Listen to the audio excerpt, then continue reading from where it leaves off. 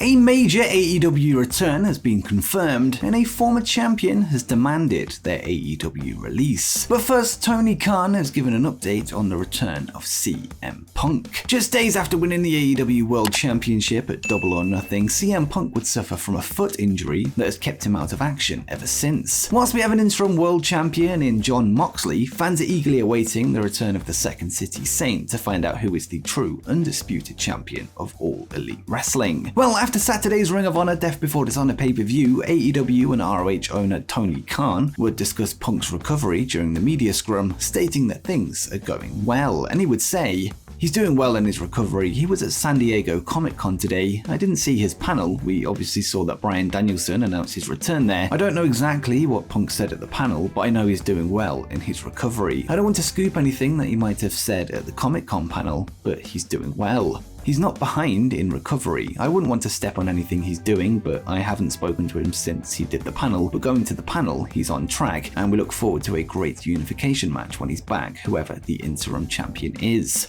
Khan would then be asked if Punk will be back for a hometown appearance at AEW All Out in September, to which he responded, "I can't rule it out, but I also can't promise. I don't want to say anything when it comes to somebody's recovery from a real serious injury. He's really battling hard to get back as soon as he possibly can." With that said, let's go to what Punk said at the San Diego Comic-Con, with him revealing that he hopes to see everybody soon. And he would say, "It's healing, but it's not healed. That's a quote from my surgeon. It feels like it's on fire every day, partly probably because I was on my feet all day yesterday. Still wearing the boots, but that's mostly because I want people to recognize that I don't want them near my foot. I'm working hard to come back. It's just a injury, not being able to walk, and my entire calf on that side kind of shut down, so learning how to walk again is frustrating. But better than I was yesterday. I'll be better tomorrow, and hopefully I'll see everybody soon." With Punk on the mend, there's hope amongst fans that he can make it back in time for September's AEW All Out show in Chicago, which is of course his hometown. Not only will his return mean the return of the AEW World Championship, but also possibly the return of absent MJF, who was seemingly building towards a match with Punk at All Out following Max's pipe bomb promo, a feud that was forced onto the shelf. It looks like for now we're set for a unification match first, before the return of the Salt of the Earth.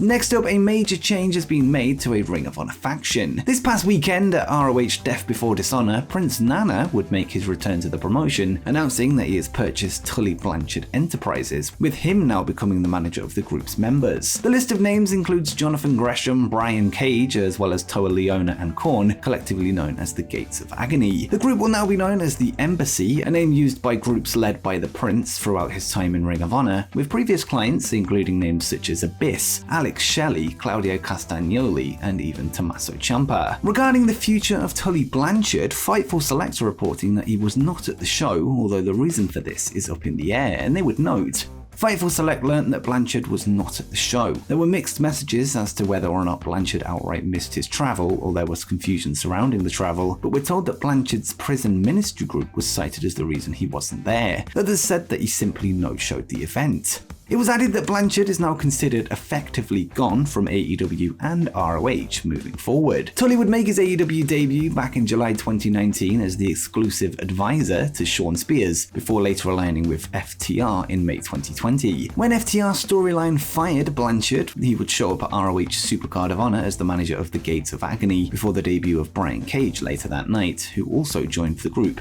and later Jonathan Gresham. His days in wrestling, or at least in AEW and ROH, have now seemingly come to an end.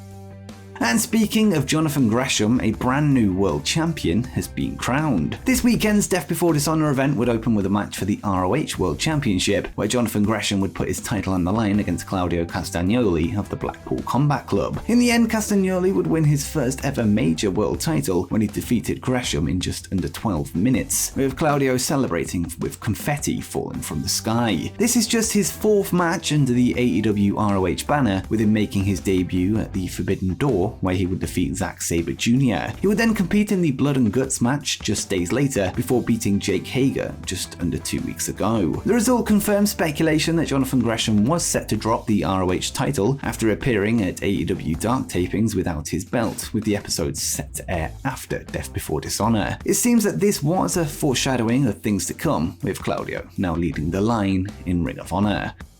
And next, let's find out who left Death Before Dishonor as the World Tag Team Champions. Death Before Dishonor would be main evented by a match for the ROH World Tag Team Championships, with FTR putting their belts on the line in a rematch with the Briscoes in a 2 out of 3 falls match. The first fall would go to the Briscoes, with Mark pinning Dax Harwood following a Doomsday device, with the odds stacked against the current champions. In the end though, FTR would score 2 consecutive pinfalls to retain their belts after an incredible match that is arguably match of the year. Despite the setback, the Briscoes are under long-term deals with Ring of Honor, meaning they will be sticking around despite reports that Warner Media have blocked a move to AEW for the brothers. It's worth noting that the pay-per-view would air on BR Live, which is in fact a Warner property, perhaps a sign of an upcoming mindset change. As for FTR, this is their 5th defense of their ROH World Tag Team Championships, having won the belts back at Supercard of Honor in their first victory over the Briscoes. But what did you think of the match, and was it match of the year so far? Let me know in the comments down below.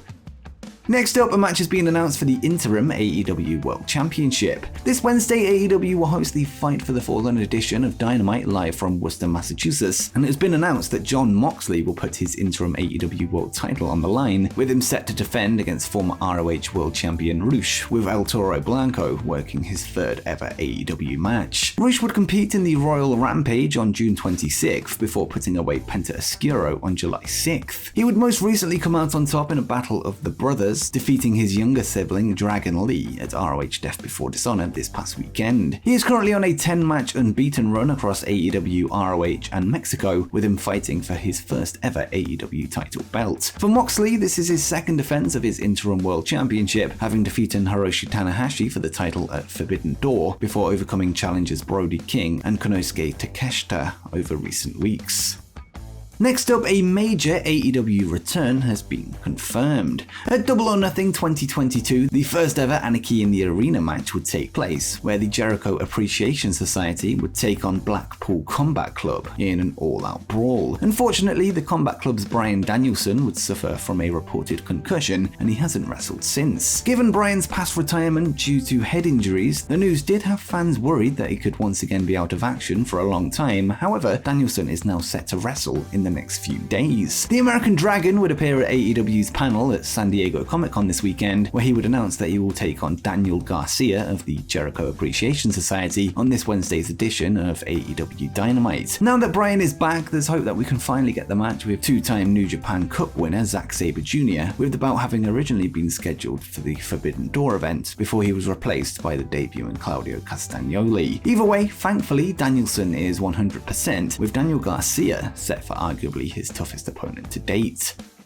And finally, a former champion has demanded their AEW release. As we discussed earlier in the video, Claudio Castagnoli would defeat Jonathan Gresham for the ROH World Championship, bringing an end to the Octopus's 224-day reign. Well, it looks like Gresham's time under the AEW ROH banner could be coming to an end, with Fightful Select reporting that there has been a falling out between the former champion and AEW president Tony Khan. Fightful Select would report details on the matter and wrote, Fightful Select has learned that former ROH World Champion Jonathan Gresham asked for his release Saturday ahead of the ROH Death Before Dishonor show that saw him lose the championship. We're told that there was a lack of communication between the company and Gresham leading up to the weekend, and Gresham was said to have felt disrespected by this. Among other things, we learned that the lack of time for the world title match was a tipping point as well. Gresham is said to have had a meeting with Khan at 4 p.m. Eastern before the show, before cussing him out after communicating his frustrations. The conversation is said to have gotten so heated that talent and security could hear what was being said outside of the room. The former ROH World Champion is said to be frustrated with a lack of communication with Khan, with him only being able to get in touch with coaches such as QT Marshall. One of the particular frustrations also came with creative, with Gresham unhappy about turning heel, which recently happened on an episode of AEW Rampage where he would align with Tully Blanchard Enterprises. Gresham was supposedly told that decisions had to be ran through Tony, who he wasn't able to meet with until a few hours before the show. Gresham's side is said to have told Fightful that he is now done with wrestling for the foreseeable future after this month, this despite interest from Japan and Impact before signing an AEW contract, which allowed him to continue as ROH World Champion. The report notes that this isn't the only incident of recent frustration with lack of communication with Tony Khan, citing Joey Janela and Mark Marco Stunt as examples, whilst also seemingly referencing some other unnamed individuals. But what do you make of the falling out between Tony Khan and Jonathan Gresham? Let me know in the comments down below. And before you go, make sure you check out every All In wrestler that didn't sign for AEW.